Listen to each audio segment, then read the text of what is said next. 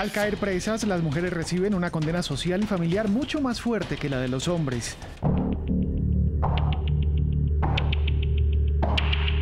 Se espera que las mujeres seamos buenas por naturaleza.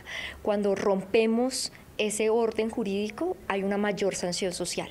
Las mujeres reciben muchas menos visitas que los varones. Cuando una mujer es recluida, cuando es privada de la libertad, en muchas ocasiones realmente lo que estamos haciendo es afectando a todo su entorno familiar.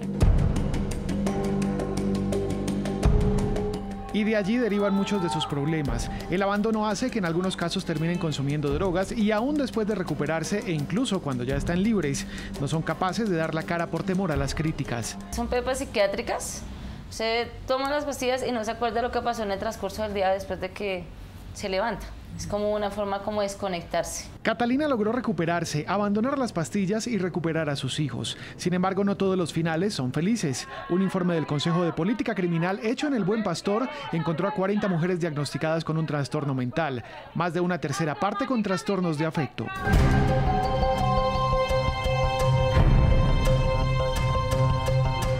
Para atenderlas, la OSPEC contrató a un psiquiatra que atiende 30 internas una vez al mes durante 4 horas. Es decir, en promedio la cita con cada reclusa es de 8 minutos. El sistema de salud para las cárceles es también excluyente. La cuestión médica sí es complicada, ya tiene que estarse usted muriendo para que le presten a uno atención.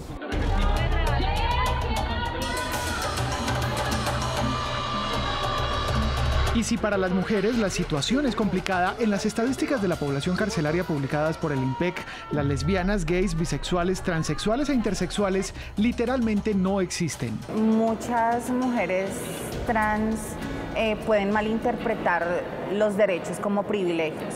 No se trata de privilegios, se trata de un enfoque diferencial, se trata de que nosotras necesitamos una atención diferencial frente a los demás internos. Muchas personas LGBT en las cárceles en Colombia parecen estar sufriendo una doble condena, no solamente por el propio delito que cometieron, sino porque para la guardia muchas veces parece estar castigando el ser gay, lesbiana, bisexual o trans con castigos desproporcionados. Como si fuera poco, la población LGBTI portadora de VIH tiene limitación para el acceso a medicamentos y tratamientos. En diciembre de 2016, el INPEC incluyó un reglamento sobre el tratamiento diferencial para la población LGTBI, pero aún no han cambiado las normas de cada cárcel. En 2015, el INPEC registró 53 denuncias por discriminación.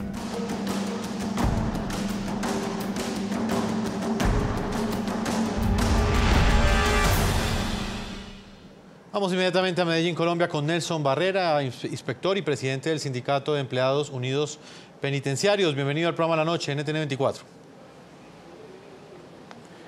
Buenas noches, Jefferson. Gracias por la oportunidad de estar en su programa.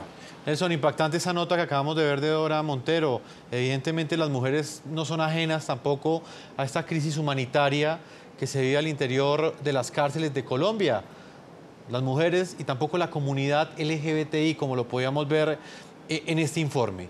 Desde su perspectiva de guardián, de la persona que, digamos, que lidera esta agrupación que aglutina a todos los dragoneantes, las personas que están todos los días en las cárceles de Colombia y que al mismo tiempo también terminan siendo víctimas de esas crisis carcelaria, ¿qué perspectiva tiene usted de esta problemática que enfrenta el Estado colombiano y la cual hasta el día de hoy, a pesar de haber sido diagnosticada en diferentes ocasiones, aún no le han encontrado una solución o por lo menos no la han aplicado?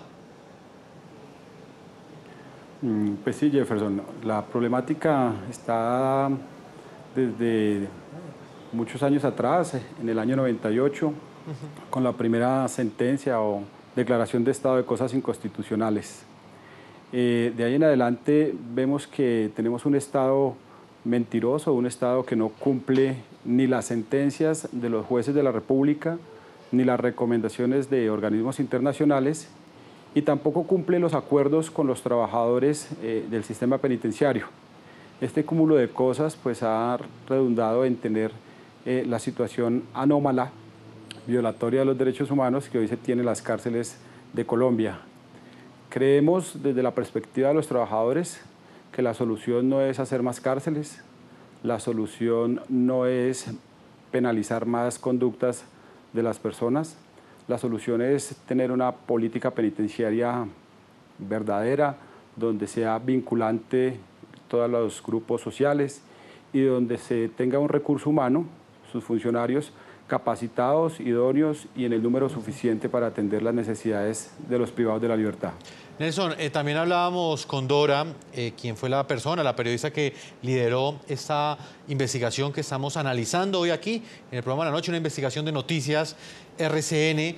Hablábamos sobre la corrupción por parte también de guardianes al interior del IMPEC. Frente a ese particular, ¿ustedes qué diagnóstico han hecho de esta situación? Es evidente que al interior de las cárceles todo tiene un costo y muchas veces los presos que tienen dinero son los que tienen mejores condiciones de vida al interior de una prisión, algo que es completamente injusto, pero que también es consecuencia de esa crisis humanitaria que viven las cárceles de Colombia. Sí, es cierto, al interior de los establecimientos se puede tener corrupción, pero afortunadamente la dirección del IMPEC ha venido atacando eso de frente. El número de personas que hacen estas acciones ha disminuido, pero lo más preocupante es que hoy en el Estado se habla de las alianzas público-privadas, como se habló hoy en Medellín, donde se pretende dar esta necesidad o dar esta función estatal a particulares. Entonces tenemos un debate, si los funcionarios públicos, representantes del Estado, según las encuestas tenemos conatos de corrupción, cómo se dará con particulares a los cuales no se va a controlar. Por eso hacemos un llamado a la sociedad civil para que se atienda esa propuesta que están haciendo de hacer alianzas público-privadas y dar cárceles en concesión, donde obviamente se estratificará más la estación o la estancia en los establecimientos penitenciarios. Ya será el dinero el que marca en qué cárcel va a estar y cómo va a estar. Esto será violatorio de toda recomendación de sistemas internacionales. Señor Alejandro Enrique Marambio, asesor de política criminal del Comité Internacional de la Cruz Roja. La Cruz Roja conoce en términos continentales lo que está sucediendo en otros países. Quizás esto no solamente, señor Marambio, es una problemática que enfrenta Colombia, países como Costa Rica también, inclusive El Salvador, que tienen índices de criminalidad bastante altos, enfrentan también una situación parecida. ¿Qué han hecho otros países para superar esta problemática y esta disyuntiva? Por un lado, quienes plantean que no deben sobreutilizarse las cárceles, pero por el otro lado quienes aseguran que precisamente son las cárceles la solución a la inseguridad que se vive en las principales capitales de nuestro continente. Sí, lo más interesante es hacer políticas a largo plazo, trazar planes serios a largo plazo y que no inicien de aquí a mucho tiempo, sino que se inicien ahora. Esas lógicas en general en Latinoamérica no se dan. Hay casos muy excepcionales, el caso de Chile, por ejemplo, que ha reducido su población penal utilizando determinadas herramientas, por ejemplo, mejorando el control de su libertad condicional, mejorando los niveles de reincidencia, o sea, reduciendo los niveles de reincidencia. Hay casos interesantes desde esa perspectiva. Incluso Chile hace 5 años tenía la misma tasa de prisionización que Colombia y hoy ha reducido en 20 puntos su tasa de prisionización.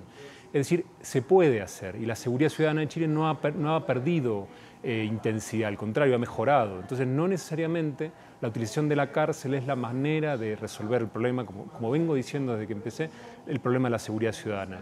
Y el caso de Centroamérica es un caso que justamente no es el más imitable, no es el caso al que hay que mirar con ojos de copiar o con ojos de analizar para hacer algo positivo. De hecho, las cifras del crecimiento, la tasa de prisionización es exponencial en Centroamérica, mucho peor incluso que en el resto de la región. De todos modos, creo que sí tenemos que analizar el factor infraestructura con otros factores. Habíamos hablado de la sobrepoblación por cantidad de personas privadas de libertad, pero creo que hay un factor que no estamos tocando y teniendo aquí al señor Barrera del otro lado, también me parece que hay que tocar es la cantidad de personal, de funcionario penitenciario que hay. Si uno quiere hacer un tratamiento penitenciario, si uno quiere trabajar con los internos en una prisión, en un centro penitenciario, tiene la obligación de tener la cantidad de funcionarios necesarios para poder hacerlo. Si no, el establecimiento penitenciario solo se transforma en un espacio de alojamiento. Y evidentemente, si uno junta en un mismo lugar a mucha gente que ha cometido conductas ilícitas, Y entre ellos son los que definen la vida diaria, son los que hacen el devenir diario, los que definen qué pasa ahí en el día a día. Evidentemente no va a haber buenas expectativas de que esas personas cuando retornen a la libertad, retornan mejores de lo que entraron. Por eso digo que también hay que analizar, cuando uno dice cantidad de plazas, eso viene con funcionarios penitenciarios y eso viene con un presupuesto. Y entonces hay que analizar de dónde va a quitar dinero Colombia para mejorar las cárceles y para mejorar las condiciones para una mejor seguridad pública.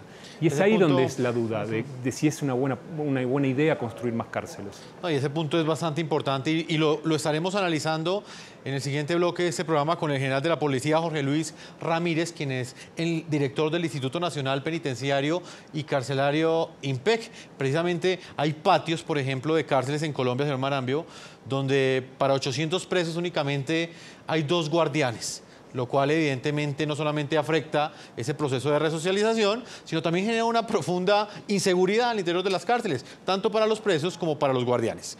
Señor Alejandro Enrique Marambio, asesor de política criminal del Comité Internacional de la Cruz Roja, le agradecemos el tiempo que usted le ha concedido a nuestros televidentes del programa La Noche. Muchas gracias, señor Beltrán, y muchas gracias a la audiencia por escucharme. Nelson Barrera, inspector y presidente del Sindicato de Empleados Unidos Penitenciarios, gracias por habernos acompañado. Muchas gracias a ustedes por el espacio. Vamos inmediatamente a leer los mensajes que nos llegan a nuestras cuentas de Twitter a propósito de la grave crisis de hacinamiento e insalubridad que se vive en las cárceles de Colombia y que queda en evidencia en este especial de Noticias RCN. ¿Cuál cree usted que debe ser la solución para esta problemática? Leamos opiniones de ustedes que llegan en este momento a través de las cuentas de Twitter del programa La Noche. Juan Pablo Mejía dice lo siguiente: con la despenalización de muchos delitos. Dofi Cuadros dice lo siguiente: construir más cárceles. Jacqueline opina lo siguiente: muy seguramente Juan Manuel Santos no tiene dinero para solucionar eso, tampoco o igual que con la educación. Opiniones de nuestros televidentes, una pausa y ya regresamos a la parte final de este programa La Noche.